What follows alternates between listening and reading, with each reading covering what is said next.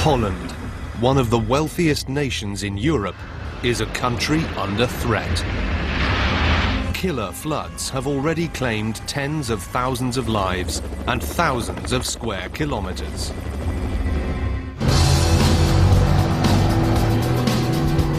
But the Dutch are fighting back, building a series of unique and complex megastructures designed to shut out the sea. Together, they are the biggest, most sophisticated flood defences ever built.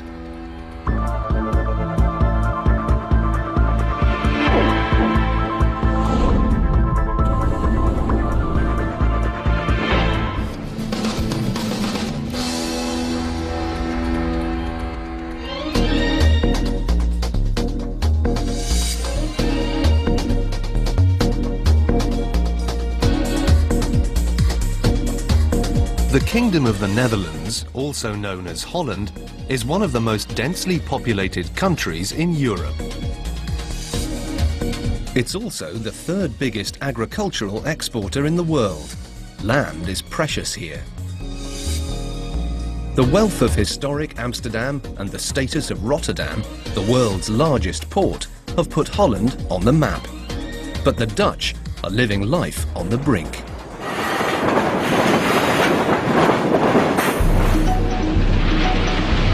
Nearly a quarter of their country is below sea level. It's former marshland that's been reclaimed from the fierce and unpredictable North Sea. For centuries, the Dutch have been waging a war with the water, trying to hold on to their land. But as the land dries out, it's slowly sinking. At the same time, climate change means sea levels are rising. Today, the frightening fact is that there's no Western nation more at risk of a watery wipeout than Holland.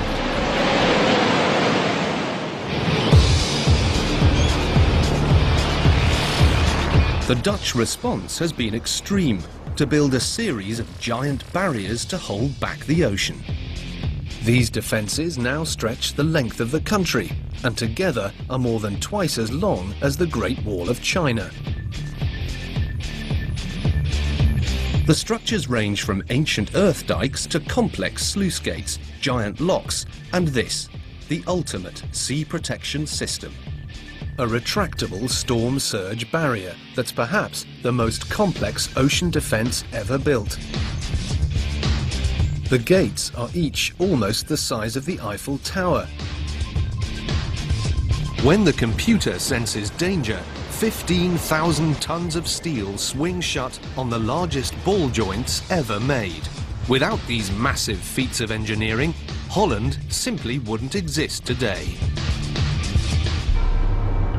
For the Dutch, the constant fear of flooding is a way of life, and the barricades a matter of survival. It's a lesson they've learned the hard way. My grandmother was killed only a few hundred meters from our place. She lived alone in a small house, and it all collapsed. She was stuck in the roof and she was trapped. In the last 50 years, the Dutch have spent an unbelievable $2.5 trillion on flood protection. Looking ahead, they've earmarked a further 25 billion over this century. All spent, as they say, to keep their feet dry.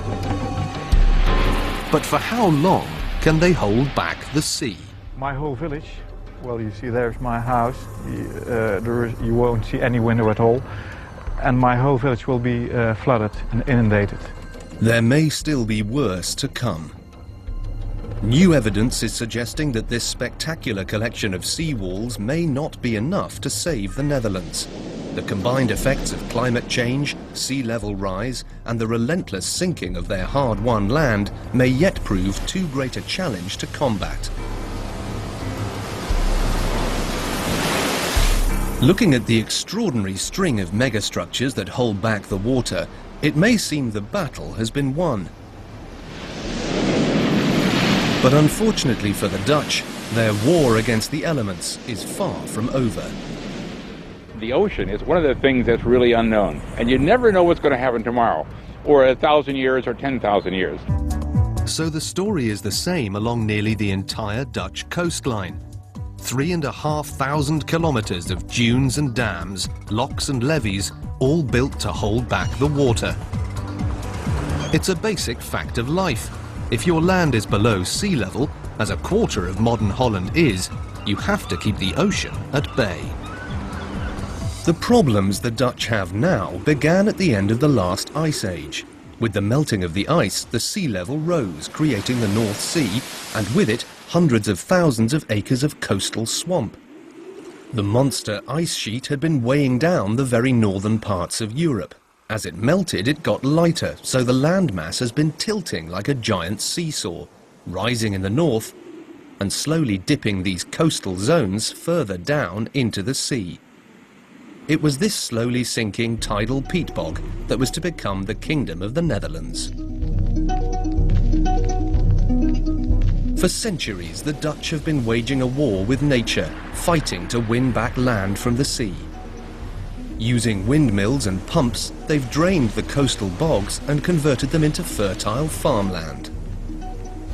Earth walls, called dikes, surround the farmland and keep the water out. It all started on a very small scale. Individual landowners felt the need to drain their land, and they were willing to bear the cost for that. As the saying goes, God created the earth, the Dutch created Holland. By the end of the 19th century, there were some 10,000 windmills draining and reclaiming day and night. Today it houses a population of 16 million people in less than twice the space of New Jersey and possesses some of the most fertile, productive land on the planet. If Holland floods, there's a great deal at stake. Here at the Aalsmeer flower auction, for example, more than 20 million flowers and plants change hands every day. 80% of the produce is homegrown. It's the Wall Street of the horticultural world and a billion-dollar business.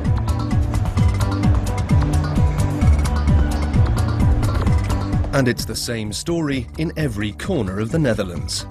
Rich, fertile soil, flat, farmable land and easy, efficient water transportation means business is booming, making this tiny country the third largest agricultural exporter in the world, with the busiest seaport on Earth. But for the Dutch, the frightening fact remains that their land is borrowed from the sea. Much of it didn't even exist a few hundred years ago, and most of it is anything up to 6.7 meters below sea level, enough to drown a two-story house. And the water is always threatening to come back. Without the constant draining and massive protective seawalls, this agricultural Eden wouldn't exist today. But unfortunately for the Dutch, becoming the masters at draining land has only added to their flood nightmares. It's been discovered that the drained land sinks 50 centimeters in the last century. Constantly removing the water means the peat and earth dries out, and as it does, it shrinks and sinks. So the irony is, the more successful you are at draining your flooded land, the lower it gets, and the more at risk from flooding. If the land sinks, then you have to pump more and more water out in order to maintain dry feed. The 5,000 kilometers of rivers and canals have strained to contain Holland's water flow across the centuries, but the future looks wetter still. The forecasts predict that the amount of water coming at the Dutch from the sea, the rivers and the sky is only going to increase. For the future we expect more intensive rainfall. At the same time we expect higher sea levels. And higher seawater levels plus more wind will mean more attacks on the flood defenses. With over 2,400 kilometers of defensive dikes under attack, collapses happen. January 1995, and it's raining long and hard across Europe. By the 1st of February, 250,000 people, 300,000 cattle and 1 million pigs have been evacuated. Not only is it a disaster for the Dutch victims, who simply can't get flood insurance, but it shatters any confidence that the nation is now safe from the water.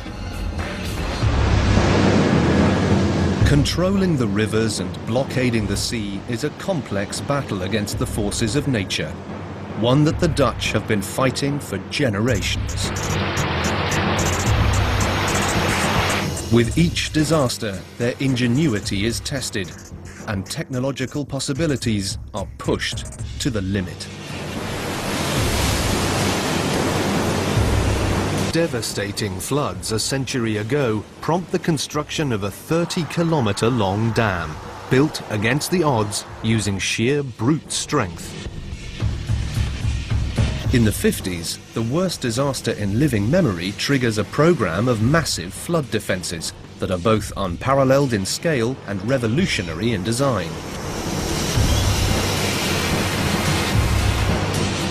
Today, as the rising waters threaten once again, the Dutch face the prospect of a future in which they must either sink or swim. The next generation of megastructures could be whole cities that take to the water instead of fighting it.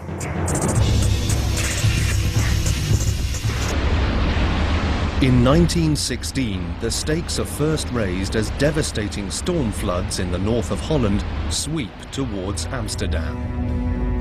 They wipe out everything in their path, destroying crops and decimating livestock, just when the First World War is already creating drastic food shortages. If you don't drown, you'll starve. The Dutch have lost to the ocean once too often. To fight back, they embark on a megastructure of unprecedented dimensions, one of the world's longest dams, to shut out the sea before it strikes again.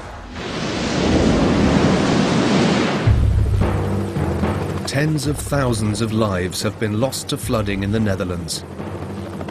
In 1916, the miseries of the First World War are inflicting hardships all over Europe, and the last thing the Dutch need is a flood. But in January, that's just what they get.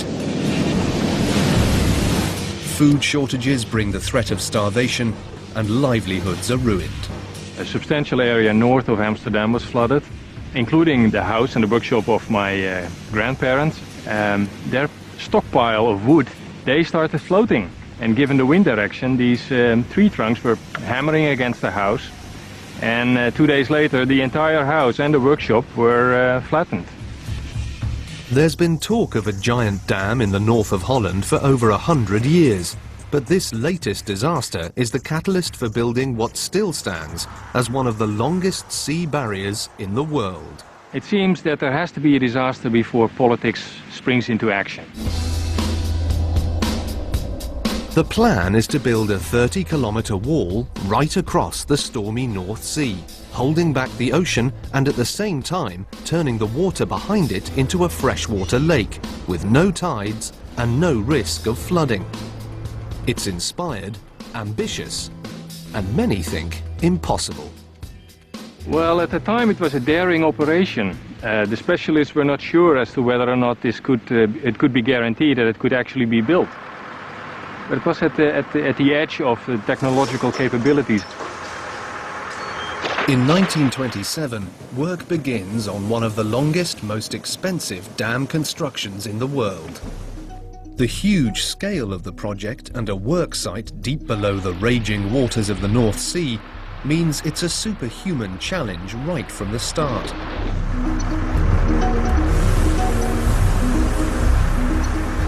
First, the basic building materials must be gathered.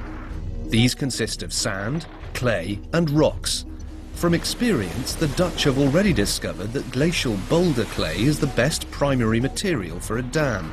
Fortunately, it's in plentiful supply, just from dredging the seabed on site. But the rocks are a big problem. Vast quantities have to be imported from Belgium and Germany. A series of docks and wharfs are specially built.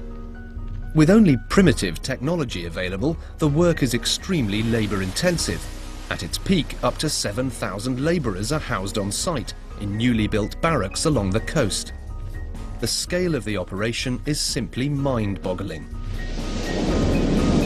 105 flatboats, 72 tugboats and 73 barges are commissioned to transport the materials around the worksite.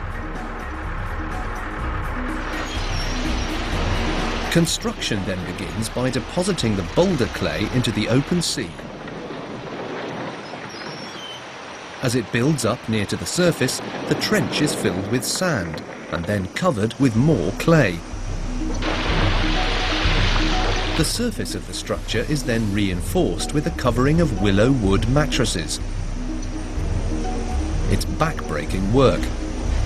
For the underwater section, these are weighed down using the imported rocks, which are placed on one by hand. Even as the tide comes in, construction must continue. As long as you can stand up and pass the boulders, you keep working. When the water gets too deep, you jump into the boats with the rocks and carry on. It's relentless and exhausting.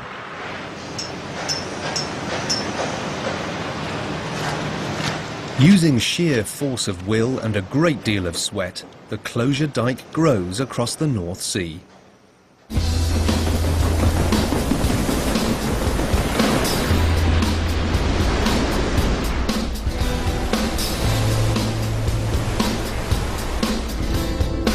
As the gap gets narrower, the water rushing by the construction team gets faster. And as the tide turns, it also switches direction every few hours. First dragging the workers in one direction as the tide floods in, then in the other as it rushes back out to sea. But at last, 5 years after work began, the final bucketful of boulder clay is dropped in the last remaining gap. A few brave workers are the first to cross to the other side. At 1:02 on the afternoon of May the 28th, 1932, the last rock is placed in the wall, completing one of the longest dams on Earth. It still stands today as one of the world's longest sea barriers. But this mega dam is just the beginning of the Dutch's audacious engineering project. The second phase calls upon their other skill, land reclamation. Without the danger of floods, new land can now be reclaimed around the edges of the man-made lake. Within 36 years of the barrier being finished, they've reclaimed an incredible 1,600 square kilometers. With an awesome dam in place across the north of their country and plenty of new land, you'd think the Dutch could relax. But down south in the delta, things are not as they should be, and out in the North Sea, trouble is brewing. Early 1953, and in the depths of a stormy winter's night, the biggest catastrophe in living memory is about to unleash.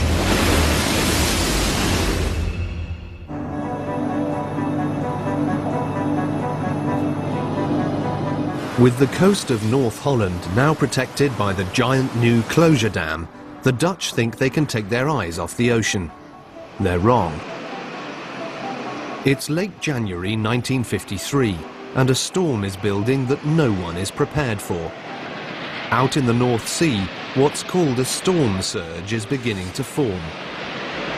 As the high winds blow across the surface of the sea, they push up a growing swell of water ahead of them. This bulging tide gathers momentum and builds up as it pushes inland. When it hits the coastline, it can turn into a wall of water as much as 7.5 meters high or more. It engulfs everything in its path. On the last day of January, a northerly gale sweeps water from the North Sea down between Scotland and Norway, directly for the coast of Holland.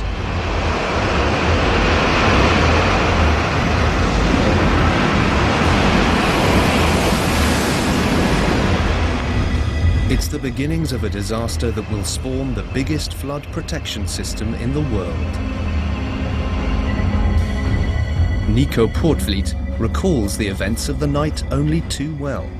I was a 4-year-old boy. In the middle of the night, people came to our house and they cried, "Hey, get out of there is dangerous.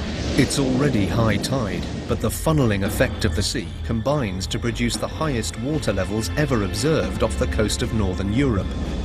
It soon becomes a storm surge. Most people are sleeping peacefully in their homes. Floods are not forecast.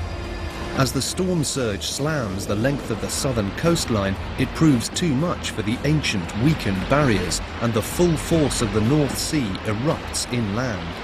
The dike collapsed and the water came as a rolling thunder in the dark up to us. And the only thing we could do, my dad could do, was go back into the house. It made a hole in the roof from inside so we could get out. And there we sat there for, well, let's say 6-7 hours.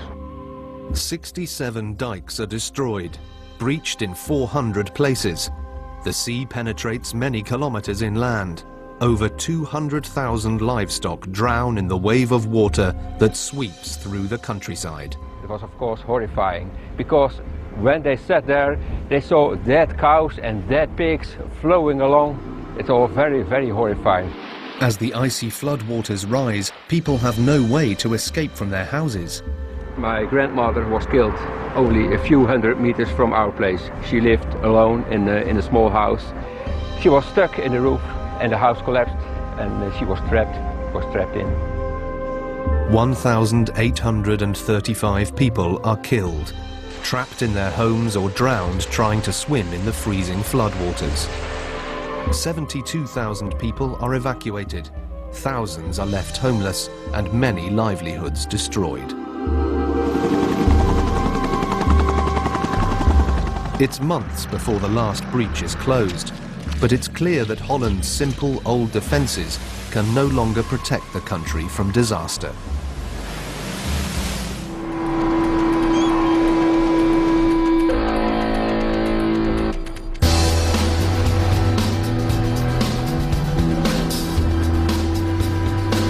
Devastated but undefeated by the disaster, a massive new flood protection strategy is now proposed, called the Delta Project. It's an incredibly ambitious concept, to build a string of defensive sea walls that block off southern estuaries. It's designed to shorten the vulnerable coastline by 780 kilometers. And shut out the sea for good. A series of concrete seawalls are built to plug the vulnerable inlets. But 14 years into the mega build, a devastating discovery threatens the existence of the whole project. The sea life behind the new barriers is dying out. Blocking out the ocean shuts off the saltwater flow and wipes out the marine wildlife. It's also killing the highly profitable fishing and seafood industry. This can't be allowed to happen. Locals and the fishing industry take to the water in an environmental protest. For an engineering project of this scale to change direction halfway through is virtually unheard of. But the existing plans are scrapped and a daunting new challenge thrown at the designers. Produce a flexible barrier, one that can shut off the storm surge at any moment, but still allow the 1,100 million cubic meters of water to flow through the tidal estuary each tide. The solution is as simple as it is revolutionary. The traditional solid dam is abandoned in favour of the new groundbreaking concept of a raised storm surge barrier. It's a system of 62 steel gates strung between huge concrete support blocks. Normally the gates are open and the water can flow freely in and out. But when a storm surge threatens, they can be lowered at the touch of a button, and the land and people behind them kept safe from flooding. The environmentalists, the fishing industry, and the survivors of the '53 storm flood all welcome the new high-tech answer. In 1979, the complex construction challenge begins. The barrier needs to stand perfectly stable in the high-velocity currents and on the shifting sands of the seabed. Using a giant flume tank, extensive tests are carried out to calculate the wave forces it will be subjected to, because any significant movement in the structure could upset alignment and cause the floodgates to jam, rendering the barrier useless in the face of a deadly storm surge. The old technique of using woven willow to secure the underwater surfaces is the inspiration for a new high-tech solution. Giant plastic mattresses are filled with gravel, then unrolled along the length of the sea wall using specially built barges. The result is a 36 centimetre thick, 200 metre wide layered carpet, creating a smooth, solid foundation for the new barrier. Next, they must create piers strong enough to allow the 62 huge steel gates to be strung between them.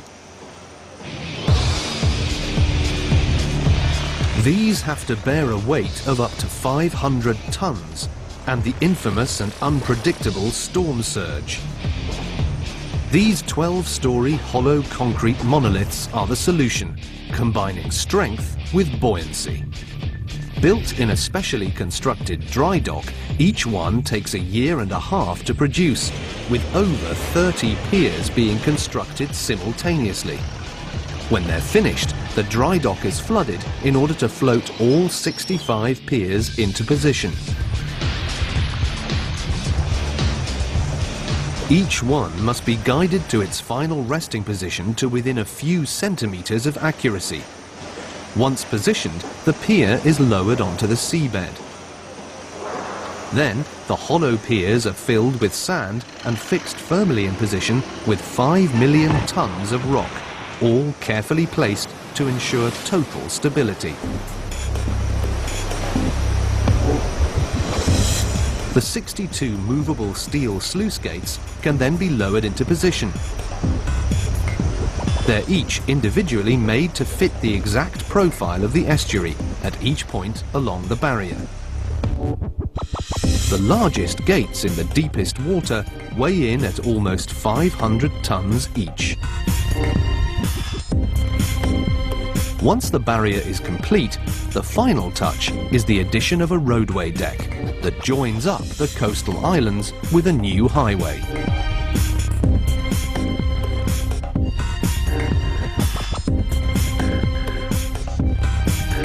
The result is a barrier that shuts out the sea, opens up transportation, and is the largest tidal sea barrier in the world.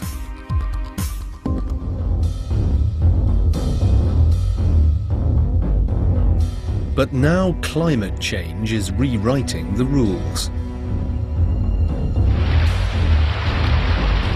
The prediction is for larger storms more often.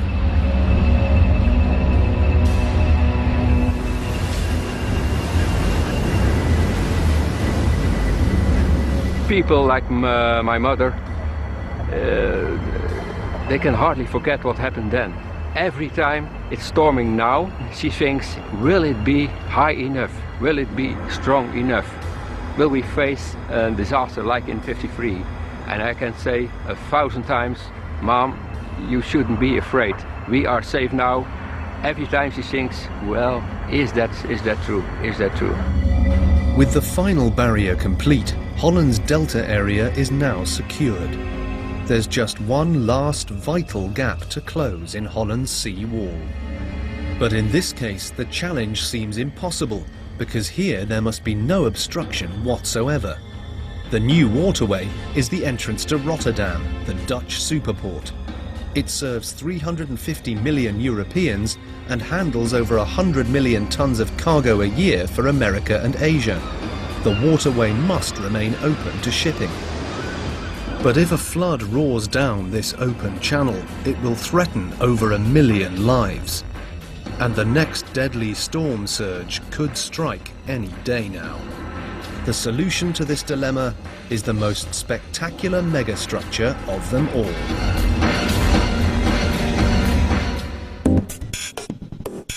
These extraordinary-looking constructions are Holland's latest megastructure.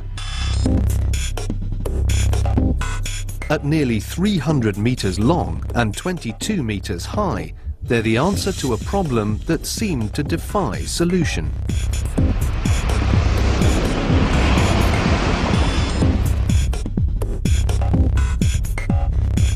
Rotterdam is the busiest seaport in the world. But this jewel in Holland's economic crown is also its Achilles heel. To blockade the shipping superhighway with flood defences would be economic suicide. But if a storm surge sweeps up this 360-metre wide channel, it will threaten Holland's industrial heart and place millions of lives at risk. So how, on such an enormous scale, can you stop a storm surge racing in from the North Sea without stopping the ships? Yet again, the Dutch have come up with an extraordinary megastructure that's turned the heads of the engineering world. So they came up with the idea of some large floating structures that could precisely be floated in place and locked in place on really a moment's notice. So this is an unbelievable accomplishment, and it's really a credit to engineering that something like this could even be done. It was doubtful that it could ever be built. Many people doubted that the Dutch could ever do this. The concept of creating two giant floating gates is both ingenious and daring. Normally open and out of the way of shipping, if floodwaters threaten, these hollow gates can swing swiftly into position. Because they float, the giant gates are under less stress. Once in place, valves in the lower sections of the gates are opened. They fill with water and sink, closing off the new waterway the moment a storm surge is imminent. But for this megastructure to work, the gates must lower onto a flat surface. Extensive trials are performed in a test tank to determine the best materials for the foundations. The challenge is that as the gates close, the gap shrinks. The water rushes faster, threatening to tear apart the foundations. So the designers decide to build their own customized bed. This is perhaps the most spectacular feat of the entire mammoth project. They dig deeper than a two-story building and then build the floor back up in layers of sand, gravel and rocks until a perfect foundation is in place. The permeable layers allow some water to filter through them, reducing the force of flow under the gates so these foundations don't get washed away. Then, 64 630-ton concrete blocks are fitted together on top of this base to form a solid ledge. When the gates are not in use, this ledge becomes buried in silt. But as the closed gates lower onto the bed, the rushing water that gets squeezed underneath through the closing gap blasts them clean, creating a perfect watertight fit.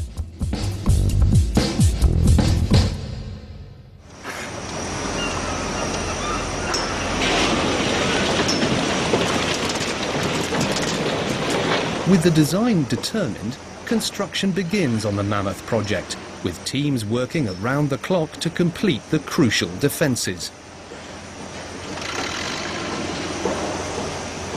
The bases for the gate's hinges are critical to the structure. Together, they are capable of handling a force of 70,000 tons, and during the heaviest of storms, they'll need to.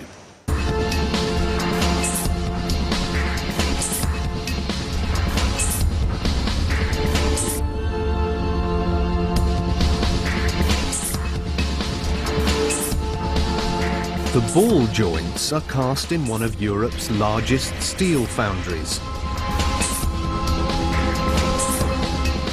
10 meters in diameter, not only are these the most exact ever manufactured, they're also the largest.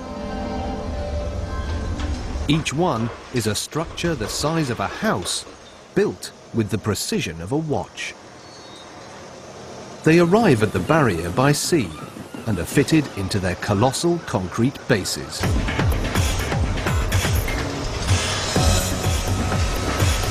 The trusses, made of up to 9 centimetre thick steel tubing, are each assembled section by section on site.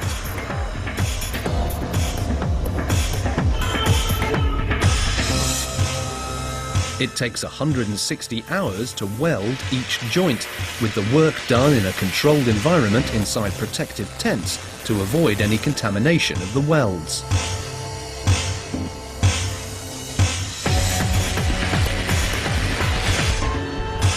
The whole arm will only be as strong as its weakest weld. When finished, each gate is almost as long as the Eiffel Tower. These 300-metre-long arms are the final part of the most complex sea protection system ever built. The linchpin of the whole project is the computer-controlled decision support system, codenamed BOS. Only this computer can decide if the gates are to close. It receives constantly updated weather and wave height information from ships at sea, remote buoys and weather stations. The decision to close the gates relies solely on the computer predictions. People can't decide when or if to close the gates. The decision is too important to risk any human error. They must wait on a computerized hair trigger.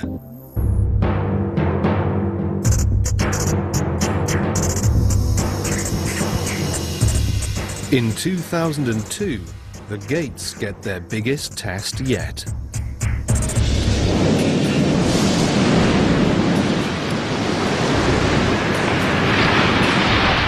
27th of October 2002, and the water level predictions aren't looking good. A prolonged period of rain has filled the rivers to bursting. At the same time, an area of low pressure is moving down the North Sea.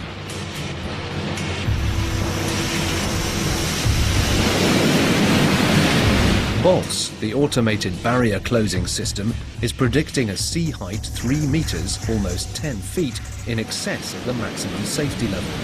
It's red alert time. BOS automatically triggers the barrier closing sequence. At T-4 hours, a warning goes out to all shipping. At this time, the dry docks where the gates normally rest begin flooding, ready to float them out into position. T-2 hours, all shipping is halted. If you're a vessel in port, you stay put. If you're out at sea, good luck. At T0, the gates should begin to close, but this time, they don't.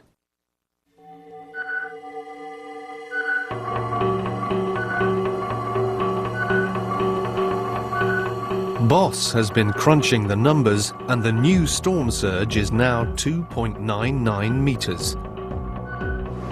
That's still a wall of water way over the heads of most people, but it's not enough to trigger closure. We did all the preparations, but we didn't close the barrier because there was 1 centimeter shortage of water.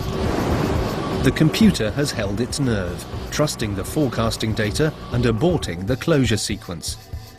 The reason it's left entirely to a computer is that a human being, particularly one with a family or home the other side of the barrier, might act differently.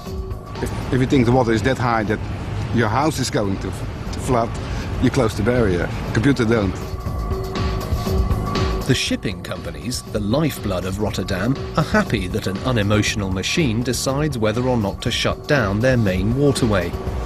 The barrier management put their trust in BOS. If the worst should happen, a storm surge will be halted and the people and businesses behind them protected. So with the last opening in Holland's North Sea wall now closed, surely it must be time to relax. Finally, are the Dutch safe? The answer, yet again, is no. In the latest cruel twist, climate change and sea level rise are now threatening everything the Dutch have done so far. But once more, the response has been extraordinary.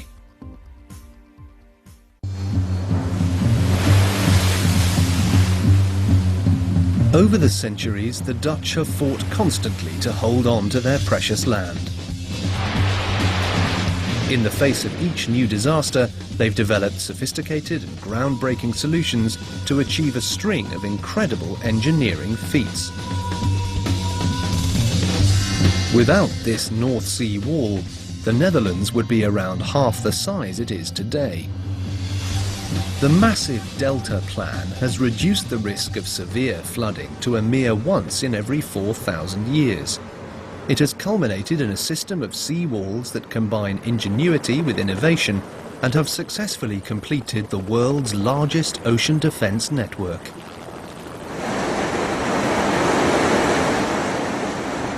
With the last barrier now in place, Rotterdam and its hinterland are protected behind the most spectacular megastructure of them all. But change is in the air, and for the Dutch, it's not good. Their country has been swallowed by the sea before, and the melting of the ice caps is raising sea levels all over the world again. Climate change is whipping up more violent storms. As rainfall increases, now Europe's rivers are filling to bursting and creating a new risk of flooding. The barriers built to shut out the sea won't work inland, so the Dutch have a radical plan to stay in control.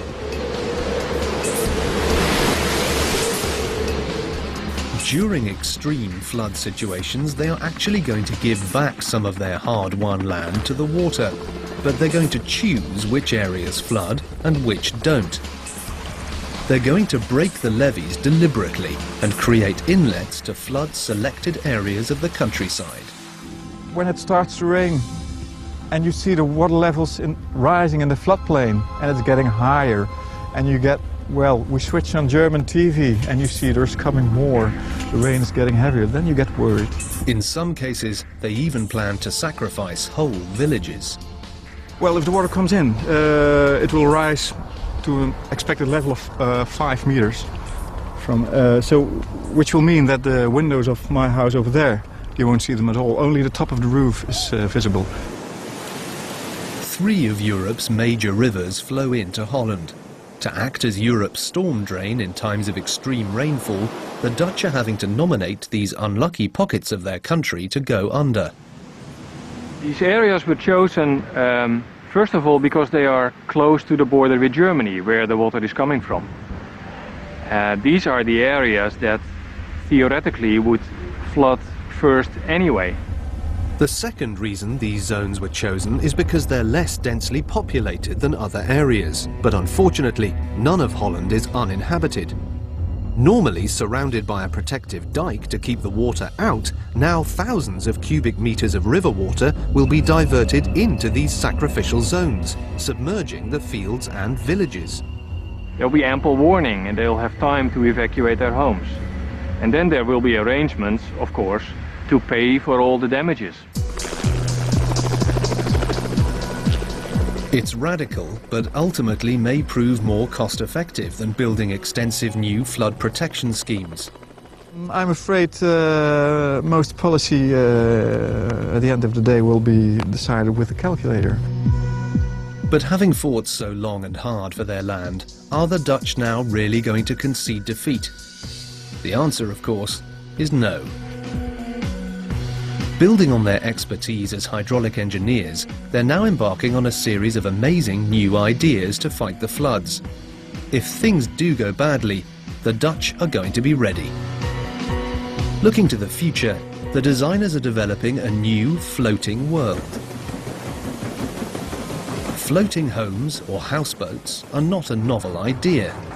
But, as always, the Dutch are pushing the possibilities to new extremes. These houses in the east of Holland are the shape of things to come. Their design is both simple and ingenious. The constructions are built on large concrete basins like giant square barges. These are loosely attached to mooring poles that allow the houses to rise and fall with the water level. Fitted out in lightweight wood and plastic, the top balances perfectly on the hollow, floating concrete base. And it's not only floating homes that the Dutch are developing.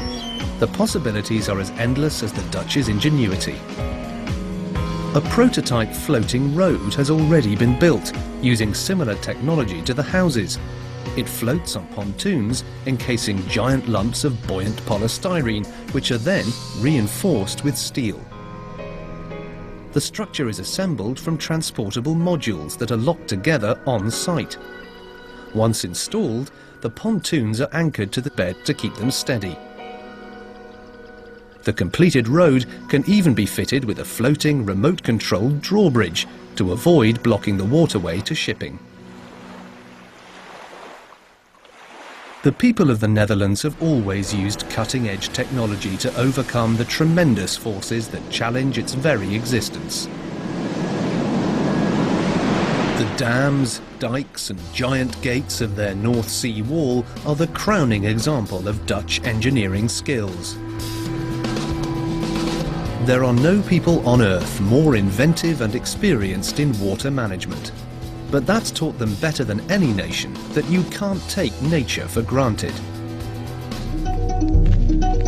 Prompted by extreme loss of land and life, the Dutch have successfully completed the world's largest ocean defence network.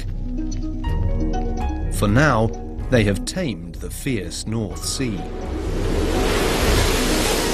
They have shown courage and ingenuity, but perhaps the greatest lesson they've learned is that when you compete with nature, you shouldn't always play to win.